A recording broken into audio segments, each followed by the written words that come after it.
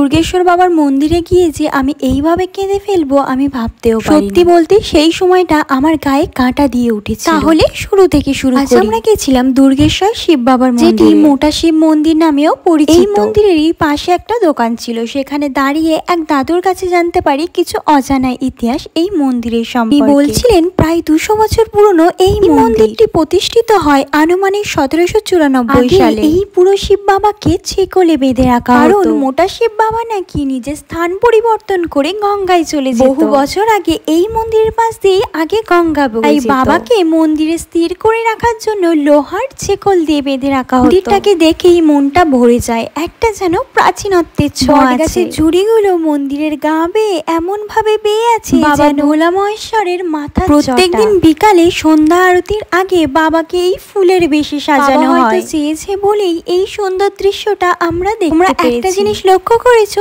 বাবাকে কিন্তু এই ফুলের বেশে সাজানোর জন্য পুরোহিত মশাই লোহার সিঁড়ি বয়ে উঠেছিল। মোটা শিব বাবার উচ্চতা প্রায়, ধীরে ধীরে বাবাকে ফুলের বেশে এত সুন্দরভাবে সাজানো হচ্ছিল দেখে সত্যি মনটা ভরে উঠছিল। আমার এই ভিডিওটা যারা দেখছো কমেন্টে কিন্তু হর হর মহাদেব লিখতে একদম ভুলবে না। তোমরা যদি বাবার মাথায় জল ঢালতে চাও তাহলে কিন্তু এই লোহার সিঁড়ি বেয়ে উঠেই বাবার মাথায় জল ঢালতে হবে। তোমাদের মধ্যে কারা কারা এই মন্দিরে আগেও এসছো জানাতে কিন্তু একদম ভুলবে না। জানো না তাদের জন্য বলি, তোমরা হয়তো শুনেই থাকবে ভূতনাথ মন্দিরের নাম। ভূতনাথ বাবার মন্দির থেকে হাঁটা পথে 5-7 মিনিট মতো লাগে। ওখানেকার শান্ত স্নিগ্ধ পরিবেশ আমাকে মুগ্ধ করেছিল, তাই তো অনেকক্ষণ ধরে মন্দিরের পাশে আস্তে আস্তে বাবাকে যে এই রূপে আমি দেখছি তখন সত্যি বলতে আমার গায়ে কাঁটা দিয়ে উঠেছিল। আমার চোখে জল আসতে বাধ্য। কেন কাঁদছো, কি কারণে কাঁদছো সেটা তুমি বুঝতে পারবে না, কিন্তু শুধু চোখে জল চলে আসছে যাচ্ছে। তবে আমরা ওখানে অনেকটা টাইম বসেছিলাম, কারণ ওখানেকার পরিবেশটা সত্যি